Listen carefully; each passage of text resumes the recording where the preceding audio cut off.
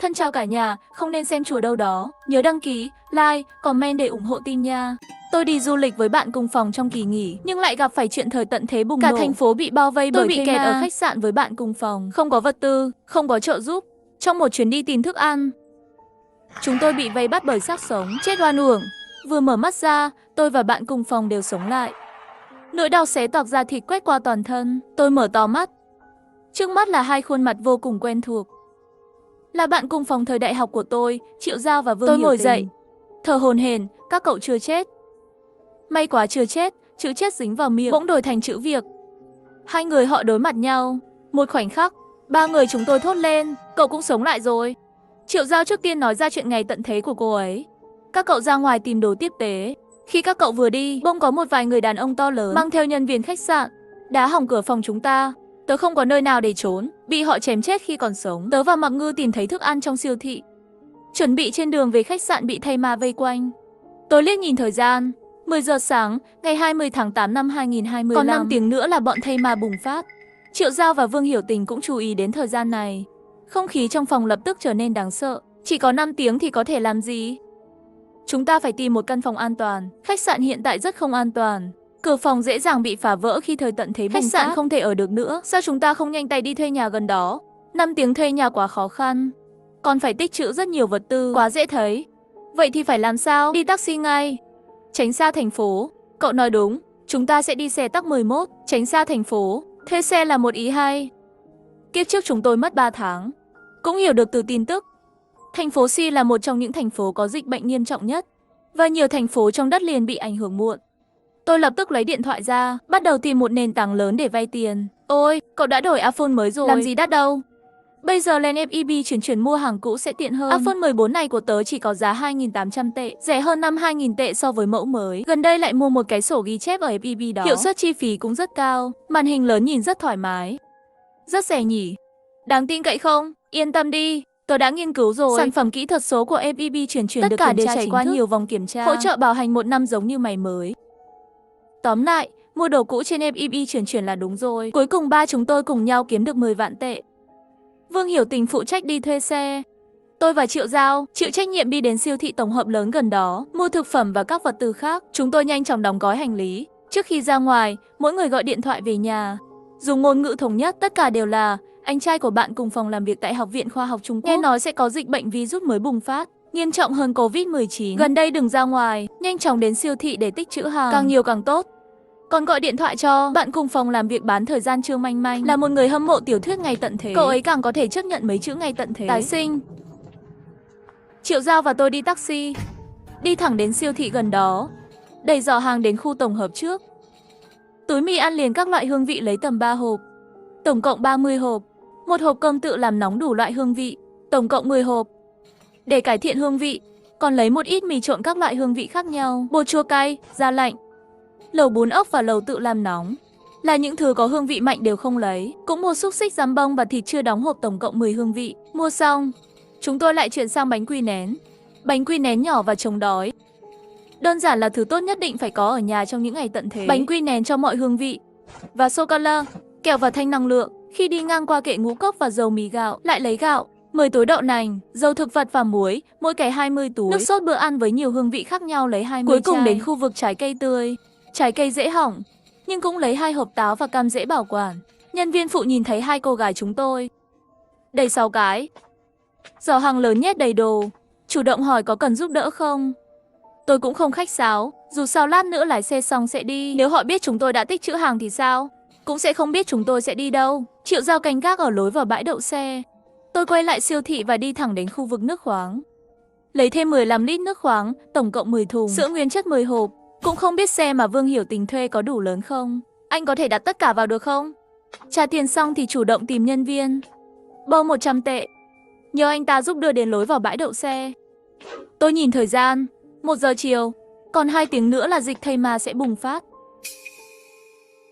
Tôi đi du lịch với bạn cùng phòng trong kỳ nghỉ, nhưng lại gặp phải chuyện thời tận thế bùng nổ. Xác sống bao vây cả thành phố. Tôi bị kẹt ở khách sạn với bạn cùng phòng. Không có vật tư, không có trợ giúp. Trong một chuyến đi tìm thức ăn, chúng tôi bị vây quanh bởi thây ma, chết oan uổng. Vừa mở mắt ra, tôi và bạn cùng phòng đều sống lại. Còn 2 tiếng nữa là dịch thây ma bùng phát. Lúc này điện thoại hiện ra một tin nhắn nhóm. La Hiểu Tình gửi đến. Xe đã làm thủ tục thuê xong rồi. Chờ tới đổ đầy xăng sẽ xuất phát. Tôi đã trả lời, ok. Hiểu Tình lái xe đến đây, mất 40 phút, vẫn còn kịp. Tôi cất điện thoại đi. Tôi luôn cảm thấy có điều gì đó còn thiếu. Lại đến khu vực đồ dùng hàng ngày, mua 3 chiếc áo khoác giày và carton, 2 hộp băng vệ sinh. Khi đi ngang qua kệ cắm trại ngoài trời, cũng lấy 2 bếp ga du lịch, 10 ống hút, 1 cái lều di động và 3 túi ngủ ấm dày, một bộ dao sinh tồn ngoài trời. Cuối cùng nhìn vào số dư trong thẻ tài khoản, còn lại 3.000 tệ, lấy một ít đồ ăn vặt, kết thúc dự trữ. 2 giờ chiều, chúng tôi đang ở lối vào bãi đậu xe, dưới chân là hàng hóa chất thành núi. Còn chưa đợi được Vương Hiểu Tình đến, ngược lại là đợi mấy nhân viên giao hàng đến trước. Tớ ở đây để bảo vệ nguồn cung cấp, tiện tay xem phần mềm giao hàng, thật sự có thể gửi đến đây. Tôi nhìn túi lớn túi nhỏ nhân viên giao hàng mang đến trà sữa, thịt nướng, cơm, bánh mì kẹp thịt, pizza. Vì không có phòng an toàn, vì vậy, ngay từ đầu tôi đã không nghĩ đến việc đặt hàng online. Nhưng không ngờ, Giao Giao cũng có thể là một điểm thu hoạch cố định. Giao Giao, cậu thật tuyệt vời. 2 ngày này có thể ăn một bữa ngon rồi. Anh trai giao hàng đi rồi, chúng tôi cũng đợi được xe của Hiểu Tình lái đến. Mắt tôi và Triệu Giao sáng lên, đó là một chiếc xe tải hạng nặng. Kiểm tra trực quan xe dài 6 mét, hoàn toàn có thể chứa được nguồn cung cấp mà chúng tôi tích trữ. Bên ngoài là tấm sắt bọc thép, trông tràn đầy cảm giác an toàn. Không giao tiếp với Hiểu Cẩm, chúng tôi muốn loại xe nào. Không ngờ cậu ấy lại thuê một chiếc, hoàn toàn phù hợp với suy nghĩ với tâm hồn của người bạn thân nhất của tôi. Nó cũng có thể xảy ra với bạn. Lên FIP Sơn gặp gỡ tâm hồn thú vị để hiểu bạn, luôn có những chủ đề bất tận. Lần đầu tiên lên Sơn có cảm giác theo đuổi kịch tính, chia sẻ cuộc sống hàng ngày. Sơn sẽ đẩy cho người hiểu bạn xem. Trong thẻ sở thích, chọn sở thích và sở thích cuộc sống. Càng chi tiết, càng dễ dàng gặp được người phù hợp với tâm hồn bạn. Phim truyền hình luôn có kết thúc. Bộ phim Cuộc đời của bạn bắt đầu chiếu bởi Sơn. Hôm nay trên đường rất nhiều xe, vô cùng tắc. Tớ lái xe mà tức hết cả lên. Hiểu Tình, cậu lái xe trông đẹp trai quá. Đáng tiếc Hiểu Tình đẹp trai không quá 3 giây. Khi chuyển 3 thùng sữa, đầu gối đập mạnh vào bậc thang của chiếc xe. Ngay lập tức máu chảy xuống. Hiểu Tình không quan tâm, nói không sao không sao. Chúng tôi nhanh tay chuyển hàng. Tôi nhìn vết thương của Hiểu Tình, tôi chợt nhận ra chúng tôi không dự trữ thuốc. Không có thuốc. Trong thời tận thế không khác gì chết. Tôi nhớ có một hiệu thuốc cách cửa siêu thị không xa. Tôi đến hiệu thuốc ở cửa để mua thuốc. Các cậu tiếp tục di chuyển đồ tiếp tế. Tôi chạy đến hiệu thuốc. Thuốc chống viêm, thuốc cảm lạnh, thuốc hạ sốt, thuốc tiêu chảy. Thấy loại thuốc nào thường dùng ở nhà, tất cả cho vào túi. Khi chờ thanh toán, tôi nhìn về phía lối vào siêu thị bên ngoài cửa kính. Có một đôi tình nhân nhỏ, chắc là vừa mua sắm xong. Người đàn ông cầm túi đồ lớn nhỏ trong tay. Người phụ nữ bỗng nhiên xông qua. Người đàn ông không có đề phòng, lập tức bị ngã xuống đất. Đứng dậy hét chói tai xuyên qua bầu trời. Phá tan sự tĩnh lặng buổi chiều của thành phố này.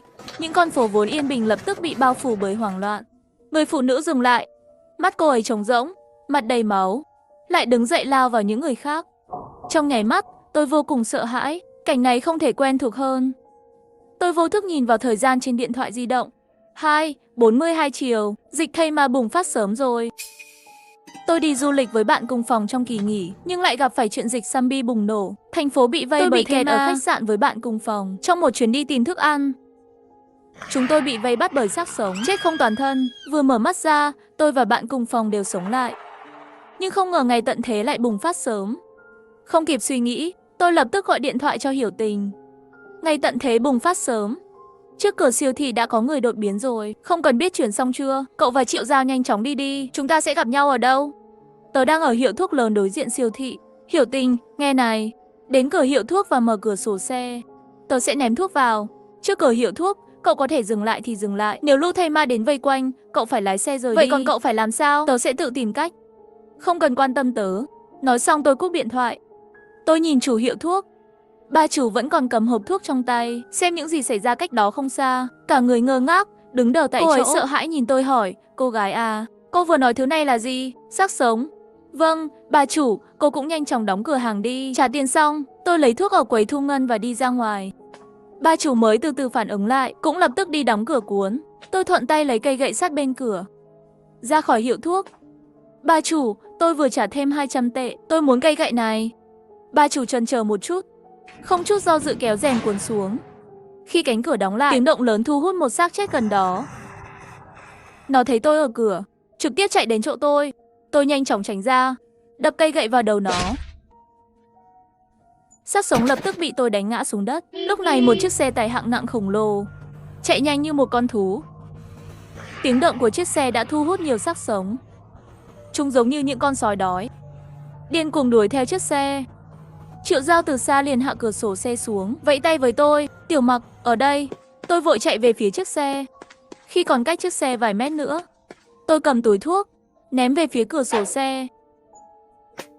Triệu Giao kêu lên, bắt được cái túi. Lập tức ném túi đồ về phía sau, đưa tay ra, nhanh nắm lấy tớ. Hiểu Tình thắng xe gấp. Chiếc xe đậu vững vàng trước mặt tôi. Nhưng sự tạm dừng ngắn ngủi này, đám thay ma đuổi theo phía sau, nhanh chóng tiếp cận. Vào thời điểm quan trọng này, mở cửa xe, không nghi ngờ gì là tự tìm đường chết. Tôi không ngần ngại, bước lên thân xe, cố gắng nhảy, bám lấy thành cửa sổ, bám chắc. Hiểu Tình hét lên một tiếng, chiếc xe lao ra như một mũi tên, cố gắng thoát khỏi những thây ma đuổi theo.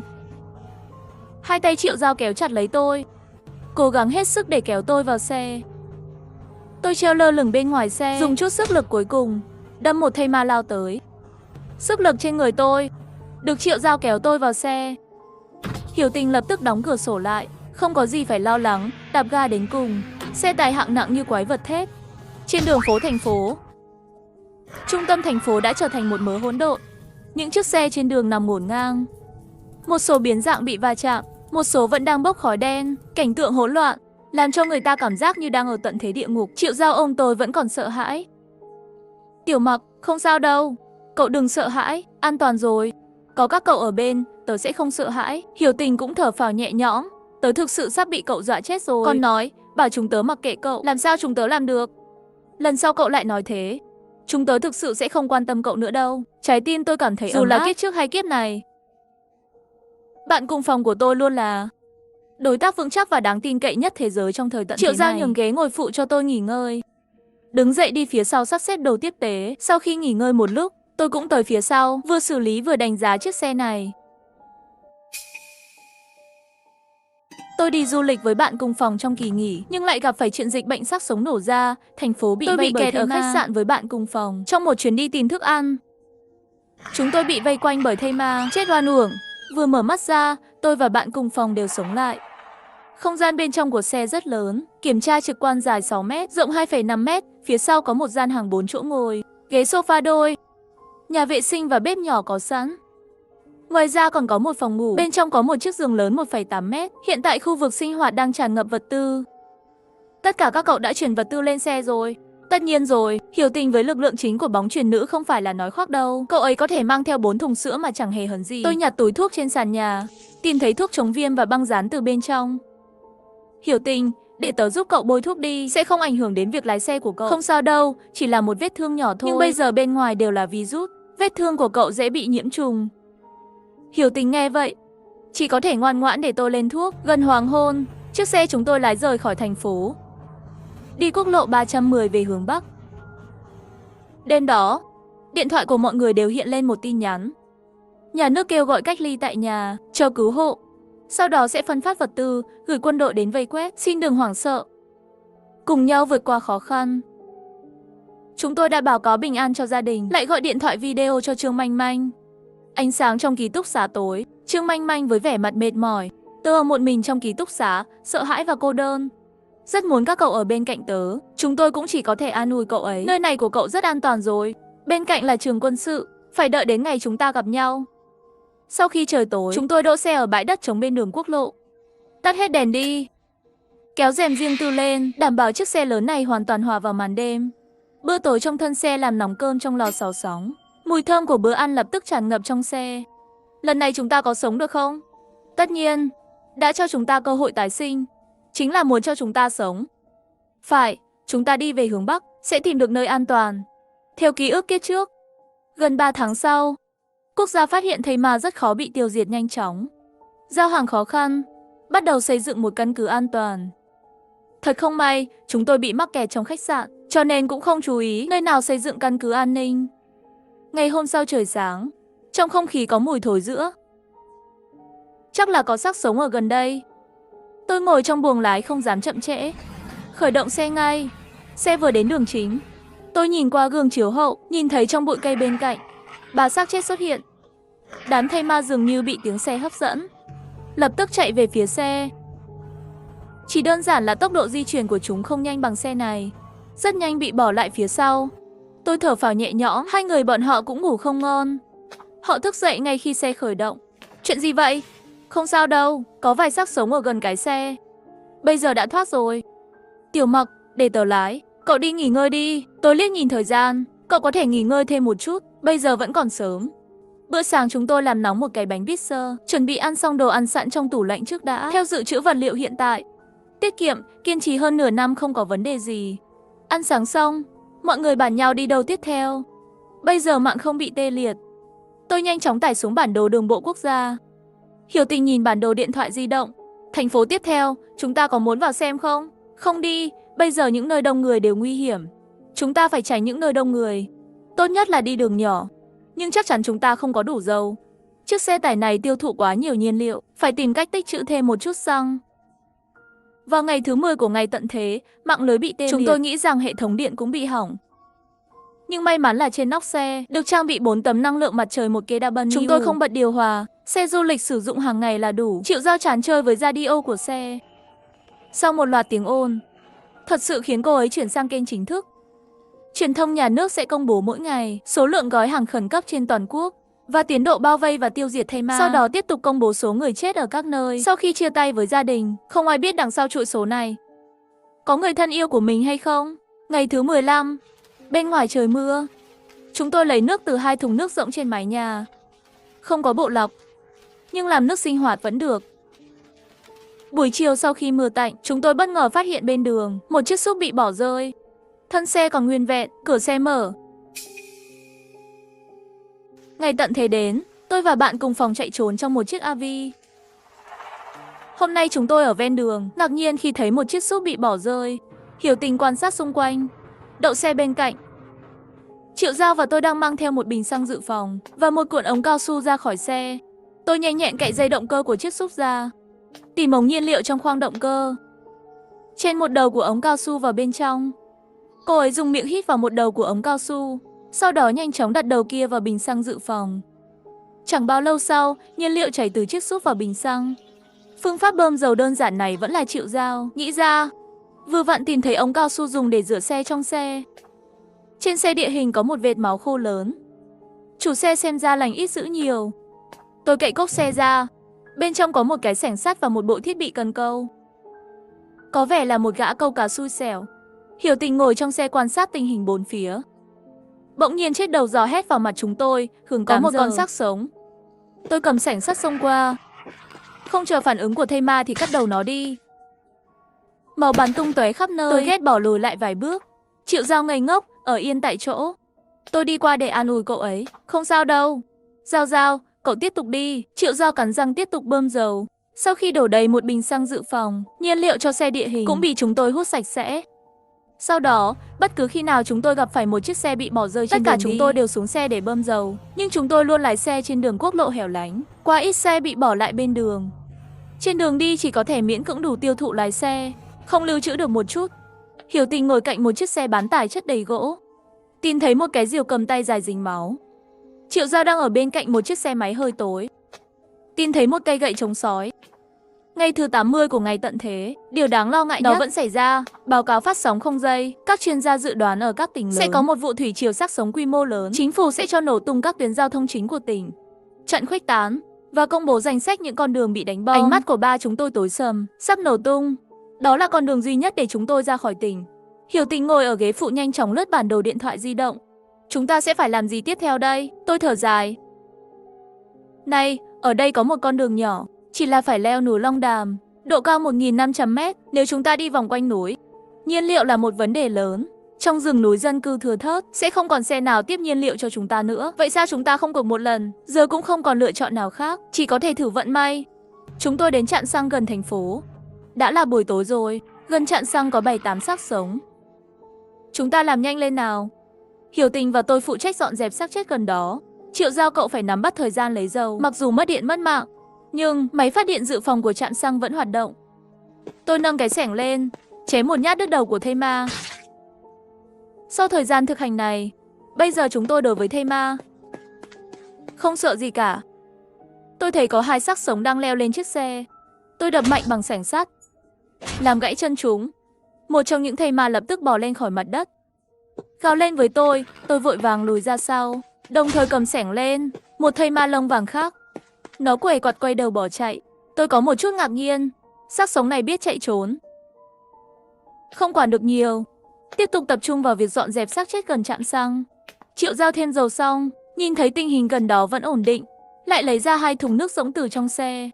Bỗng nhiên xa xa chuyển đến âm thanh sột soạt, tiếng bước chân hỗn loạn kỳ lạ. Gần đây làm gì có nhiều người dám ra ngoài như vậy? Không đúng, tôi lập tức leo lên nóc xe và nhìn ra, lập tức bị cảnh tượng bên kia làm cho sợ hãi. Sau khi thời tận thế bùng nổ, tôi và bạn cùng phòng chạy trốn trong một chiếc RV. Hôm nay chúng tôi đến một trạm xăng. Không ngờ là xác sống đã tiến hóa rồi.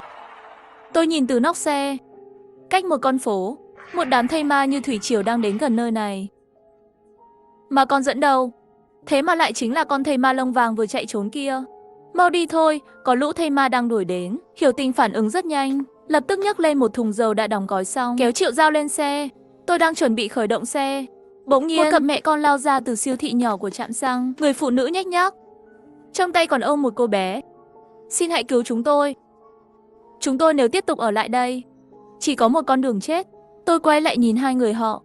Khoảnh khắc ba mắt chúng tôi nhìn nhau, tôi đã hiểu được câu trả lời. Con gái tôi bị sốt cao, ở đây không có thuốc, làm ơn đưa chúng tôi ra khỏi đây. Tôi ở bên trong thấy các cô đánh xác sống. Các người giỏi như thế, chắc chắn có thể cứu chúng tôi. Tôi ngắt lời cô ta. Xin lỗi, nguồn cung cấp của chúng tôi có hạn, không mang được các người theo, nhưng tôi có thể lấy thuốc cho cô. Tôi nghe thấy tiếng bước chân của đám thây ma càng ngày càng gần. Giao Giao, mau lấy cho cô ta. Đội quân thây ma của thành phố đang sắp đến rồi. Các người cũng mau trốn về siêu thị đi. Không đợi người phụ nữ phản ứng, tôi khởi động xe, lùi xe. Triệu Giao cũng thu dọn một túi đồ, ném cho người phụ nữ. Tôi đạp ga, chiếc xe phóng đi. Đội quân thây ma theo sát phía sau xe, cho đến khi trời tối dần mới không còn thấy chúng. Trạm xăng đó chắc là an toàn rồi. Đội quân thây ma an toàn. Tất cả đều bị chúng ta dẫn đi rồi. Thực ra tớ muốn cứu họ, nhưng lại cảm thấy mình không có năng lực đó. Tớ đều là dựa vào cậu cùng Hiểu Tình mới có thể đi xa như vậy. Giao Giao, đừng nghĩ quá nhiều. Cậu chưa bao giờ là gánh nặng của chúng tớ, và sự hiểu biết ngầm của chúng tôi luôn là phù hợp nhất. Chỉ là một cái nhìn thôi, chúng ta không phải là hiểu ý nhau sao? Khoảnh khắc cộng hưởng với tâm hồn của bạn thân, nó cũng có thể xảy ra với bạn. Tìm kiếm ứng dụng để gặp gỡ tâm hồn thú vị hiểu bạn, luôn có những chủ đề bất tận. Lần đầu tiên lên Sơn đang cảm giác theo đuổi kịch tính, chia sẻ cuộc sống hàng ngày, sau sẽ đẩy cho người hiểu bạn xem. Trong thẻ sở thích, chọn sở thích và sở thích cuộc sống. Càng chi tiết, càng dễ dàng gặp được người phù hợp với tâm hồn bạn. Phim ảnh và phim truyền hình luôn kết thúc, cuộc đời bạn luôn bắt đầu bởi Sơn bất cứ lúc nào. Ngày thứ 100 thời tận thế, chúng tôi lạc đường ở Long Đàm Sơn rồi. Ngọn núi này không có đường, chỉ vì trên núi có một đạo giáo nổi tiếng giàu có. Các tín đồ đã xây dựng con đường lên núi này. Chúng tôi đã lái xe được 10 ngày. Đừng nói cái gì mà đạo giáo, bóng người đều không nhìn thấy một cái. Ngoại trừ lúc đầu lên núi nhìn thấy mấy con thây ma. Sau khi trực tiếp lái xe qua thì không thấy nữa. Triệu Giao cảm khái, dường như sống ở đây 1 năm rưỡi cũng không phải là không thể. Ở đây không có thây ma, nước và thức ăn cũng rất nhiều. Sau mùa đông, trên núi càng ngày càng lạnh. May mà lúc đầu tiện tay mua 3 bộ quần áo giữ ấm, tạm thời có thể tránh lạnh. Bởi vì nhiên liệu không còn nhiều, vẫn phải nhanh chóng tìm đường xuống núi. Để tiết kiệm nhiên liệu, chúng tôi đậu xe trong một khu rừng rậm rạp. Triệu Giao ở lại chỗ cũ, tôi và Hiểu Tình đi thăm dò đường gần đó, qua một dòng suối. Hiểu Tình dưới gốc cây, tìm thấy bẫy săn thỏ đơn giản tối qua, bắt được một con thỏ. Xem ra tối nay có thể ăn thêm món rồi. Lời vẫn chưa nói xong, chỉ nghe tiếng nổ xa thôi. Trên đồi có tiếng súng. Chúng tôi vừa mới rất vui, sắc mặt lập tức trở nên khó coi. Có những người khác trong khu vực này, họ có súng. Nhanh lên, chúng ta hãy quay lại tìm Giao Giao trước. Khi chúng tôi quay lại xe, bầu không khí lập tức không tốt. Bình thường Triệu Giao đều mở cửa ra vào và cửa sổ của xe để thông gió. Nhưng lúc này cửa xe và cửa sổ đóng chặt, bốn phía yên tĩnh đáng sợ. Sau khi thời tận thế bùng nổ, tôi và bạn cùng phòng chạy trốn trong một chiếc RV. Tôi cẩn thận bước tới gõ cửa. Giao Giao, là chúng tớ. Cửa sổ bên cạnh cửa xe mở ra một khe nhỏ. Rồi cửa xe được mở ra. Ngay khi chúng tôi bước vào, Triệu Giao lo lắng nói, vừa nay có người xuất hiện gần chỗ xe của chúng ta. Sau khi tớ nhìn thấy, rồi tớ nhanh chóng đóng hết cửa ra vào và cửa trốn bên trong không dám lên tiếng. Tớ không biết họ có nhìn thấy tớ không. Lúc này bên ngoài, mấy tán lá bỗng nhiên rơi xuống. Tôi kéo rèm cửa ra và nhìn ra ngoài. Một máy bay không người lái bay qua các cành cây. Tôi kéo rèm cửa lại. Chúng ta đang bị theo dõi, đi ngay lập tức. Chiếc xe chạy trong rừng. Tôi mở cửa sổ trời ra. Đúng lúc thấy máy bay không người lái phía sau chúng tôi. Buổi tối máy bay không người lái mới trở về. Không tiếp tục theo dõi nữa. Sau đêm khuya, chúng tôi đỗ xe ở bãi đất trống trong rừng. 3 giờ sáng, trên màn hình giám sát xe, có 2 bóng người lén lút đến gần xe. Một trong những người đó, một tên đầu chọc chật chật. Xe tải hạng nặng này rất tốt. 3 cô bé sống ở đây, hiểu không? Chắc chắn là không hiểu. Nếu không chúng ta dắt đi, thương các em tí. Hi hi, nói xong còn phát ra mấy tiếng cười tục nhỏ tiếng thôi, đừng đánh thức con thỏ. Đầu chọc rút ra một con dao nhỏ, hình như là muốn đâm lốp xe. Tôi búng ngón tay. 6 đèn xe phía trước và phía sau xe bật lên không báo trước. Đèn khổng lồ sáng lên, họ không thể mở mắt trong giây lát. Tôi trốn trên nóc xe, nhân cơ hội đổ một thùng dầu lên người họ. Cái gì đây? Con thỏ kia, đợi đó cho tao, đừng để tao bắt được chúng mày. Và họ đang đến để leo lên chiếc RV. Tôi chui thẳng vào xe qua cửa sổ trời. Trong khi đó, Hiểu Tình phối hợp ngầm hiểu, một chân đạp ga vọt ra ngoài. 2 người vì trọng tâm không vững, bị trượt ngã, cả hai ngã xuống đất. Triệu Gia đã sửa đổi một quả bom bằng bình xăng, ném vào họ. Bình xăng rơi xuống đất và xảy ra vụ nổ quy mô nhỏ.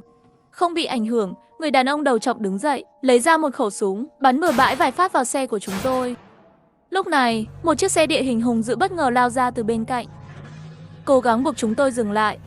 Hiểu Tình cũng không dễ chọc, đã tránh được xe địa hình một cách hung hiểm. Đó là những người xuất hiện quanh chiếc xe vào ban ngày. Hiểu Tình hừ lạnh một tiếng, là một nhóm là dễ xử lý rồi. Họ lại tiếp tục đuổi theo chúng tôi, bắn đạn và bắn kíp mìn vào RV.